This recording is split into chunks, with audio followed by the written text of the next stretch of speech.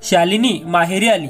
तिने बघितले तर तिची वहिनी अंगणात झाडू मारत होती आणि तिची आई रागात ओरडत तिला बोलत होती की आता थोड्या वेळात माझ्या दोन्ही मुली घरी येतील आणि तुझं अजूनपर्यंत काम आवरलं नाही।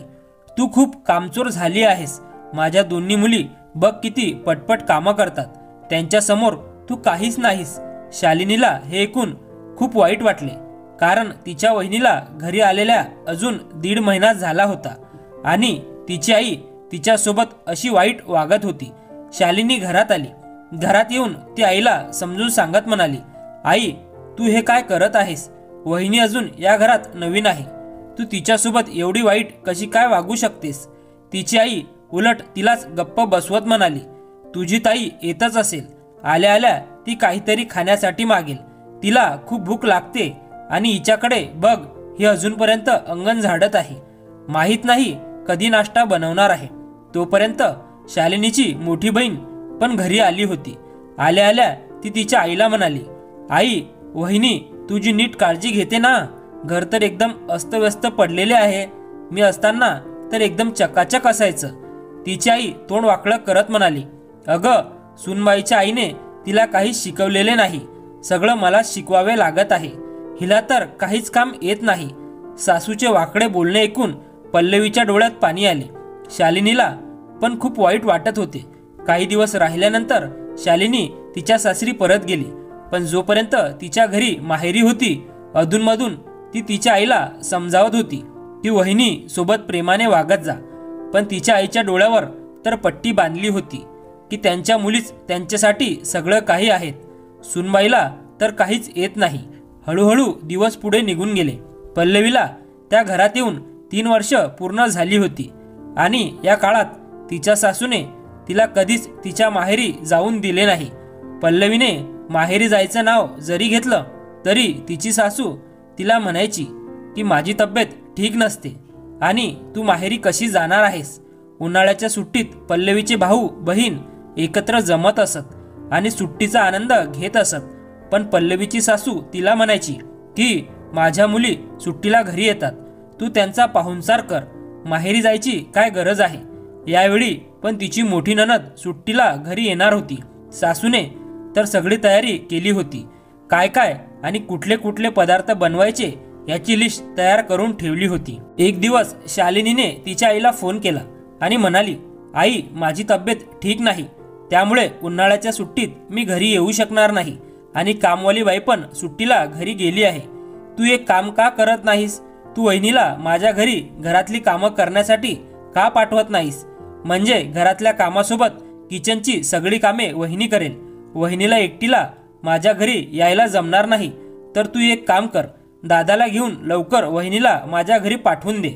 तिच्या आईने लगेच पल्लवीला म्हणजे तिच्या सुनेला फुकटची कामवाली असल्यासारखे मुलीच्या सासरी पाठवून दिले। तिथे पोहोचल्यावर पल्लवीच्या पायाखालची जमीनच सरकली, कारण तिची नणद शालिनी तर आजारी नव्हती, अगदी ठणठणीत होती। उलट तिथे तर नणद आणि तिचा नवरा बाहेर फिरायला जायचे प्लॅनिंग करत होते। पल्लवी हैराण होऊन म्हणाली, ताई तुम्ही तर एकदम ठीक आहात, आजारी नाहीत? पल्लवीचे बोलणे ऐकून शालिनी म्हणाली, नाही वहिनी, मी आजारी नाही, दादा आणि तुला एकत्र कधीच वेळ घालवायला मिळत नाही आणि आई तर तुला सारखी टोमणे मारत असते की तुला काहीच येत नाही, तू काहीच करत नाहीस। यावेळी पण तिने तुला माहेरी जाऊन दिले नाही, कारण ताई घरी येणार आहे, त्यामुळे मी विचार केला की मीच काहीतरी कारण काढून तुला माझ्या घरी बोलावून घेते आणि मग बघते की तिथे काय काय होते ते। पल्लवी म्हणाली, पण ताई हे सगळं चुकीचं आहे ना? वहिनीचे निरागस बोलणे ऐकून शालिनी म्हणाली, नाही वहिनी, सगळं ठीक आहे, तू काळजी करू नकोस। जर कुठली सासू स्वतःच्या सुनेची कदर करत नसेल, तिला मान सन्मान देत नसेल, तर तिला पण हे समजायला हवे ना की सुनेने किती सहजपणे सगळे सांभाळून घेतले आहे आणि तुझी किंमत तिला कळायला हवी ना। जर तू तिथे नसशील तर कदाचित आईला तुझी कमतरता भासेल आणि हे कळेल की सून तिच्यासाठी किती महत्त्वाची आहे। आणि दादा तू वहिनीला तिच्या माहेरी घेऊन जा, मी पण माझ्या नवऱ्यासोबत फिरायला जाणार आहे।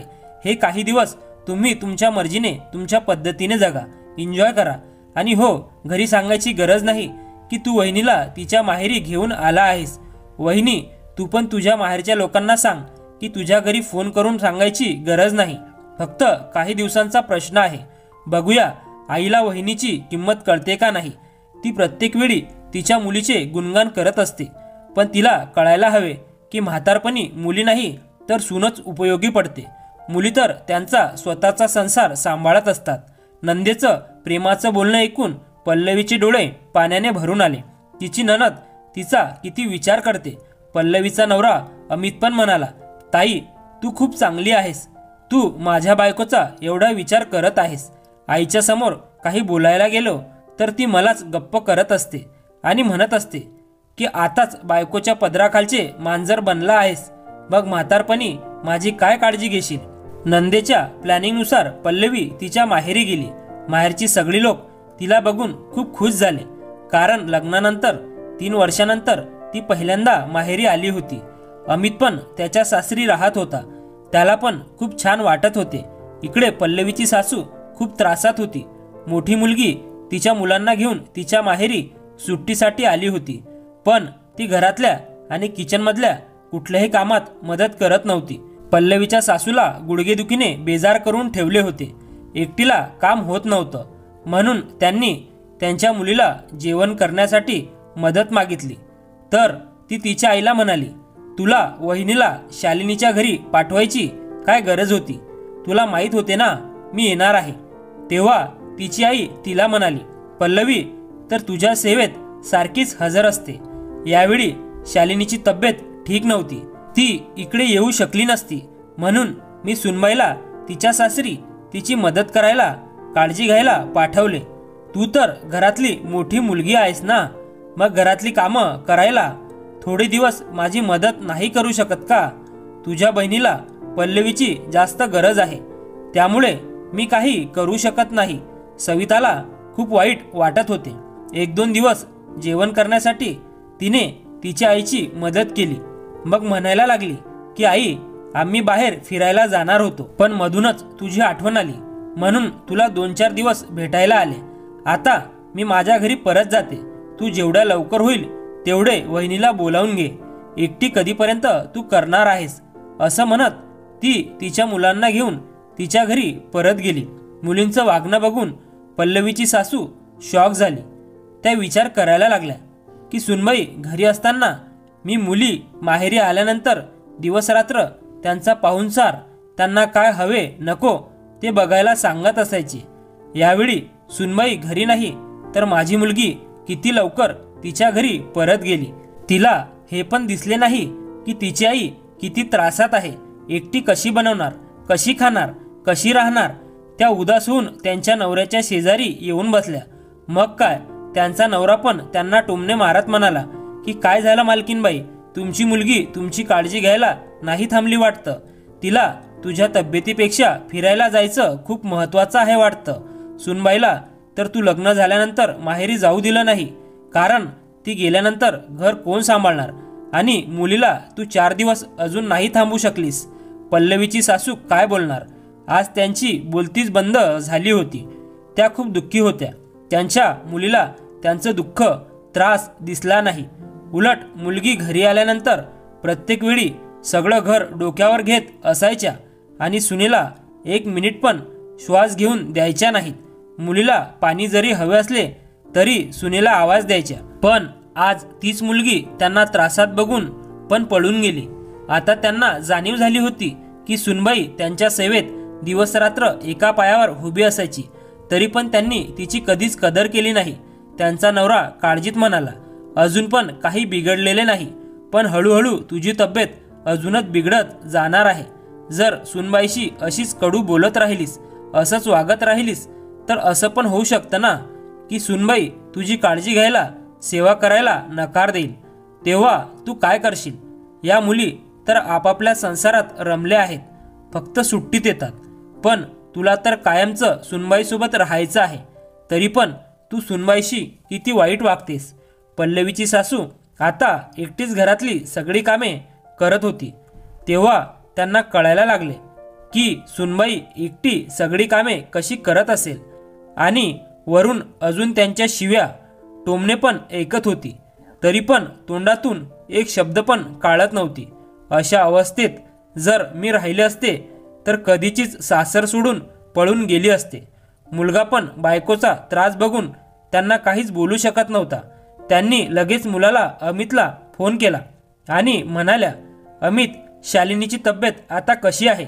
चांगली असेल तर तुम्ही लोक घरी परत या, मला एकटीला करमत नाही. सासूचा फोन आल्यावर पल्लवी अस्वस्थ झाली. ती नवऱ्याला म्हणाली, तशीही आईची तब्येत ठीक नसते, एकटीला सगळं करायला लागत आहे.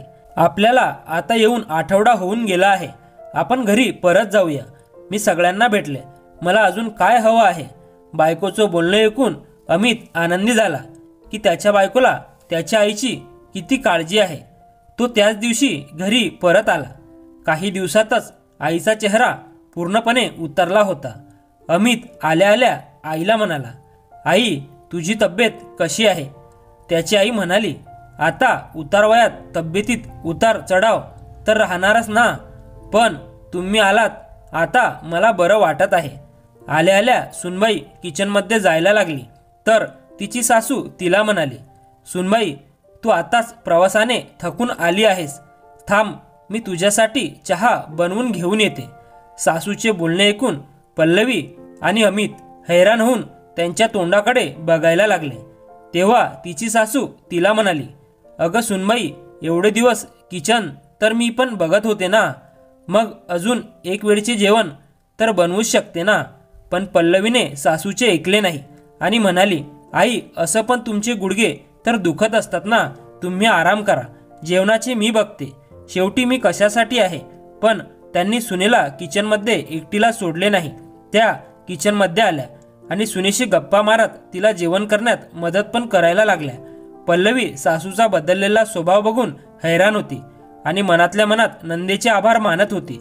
रात्री जेवणानंतर तिने नंदेला फोन केला आणि घडलेली हकीकत सांगितली आणि म्हणाली, आता मला असं वाटत आहे की आई माझ्यासोबत प्रेमाने राहतील. वहिनीचे बोलणे ऐकून शालिनी म्हणाली, वहिनी, आईचा स्वभाव बदलणे खूप गरजेचे होते. तिला पण सत्य दाखवणे गरजेचे होते की एका काळानंतर सून कामी येते. मुली तर परक्या झालेल्या असतात, कधीतरी येतात, पण सूनच असते जी दिवसरात्र बरोबर असते आणि प्रत्येक दुःखासुखात साथ देते. पल्लवीने तिच्या नंदेचे खूप आभार मानले, जिने तिच्या सासूचा सुनेबद्दल असलेला समज बदलायला मदत केली होती. पल्लवीची सासू आता सुनेला टोमणे मारत नव्हती आणि नाही तिच्या कामात चुका काढत होती आणि नाही मुलींशी बरोबरी करत होती, कारण त्यांना कळून चुकले होते की म्हातारपणात खरा आधार सुनेचा असतो. पल्लवी पण खुश होती. आता तिची सासू तिच्यासोबत प्रेमाने वागत होती, मिळून मिसळून राहत होती. खरंच सगळ्या नंदा शालिनीसारख्या समजदार असायला हव्यात आणि त्यांना सासू सुनेत भांडण लावण्याऐवजी त्या दोघीचं नातं कसं घट्ट होईल ते बघायला हवे. त्यांच्या नात्यात गोडवा आणण्याचं काम करायला हवे. आईला सुनेबद्दल भडकून माहेरावर राज्य करणारी ननद हे विसरून जाते की पुढे जाऊन आईच्या नंतर त्यांचं माहेर ही त्यांची वहिनीच असते. धन्यवाद.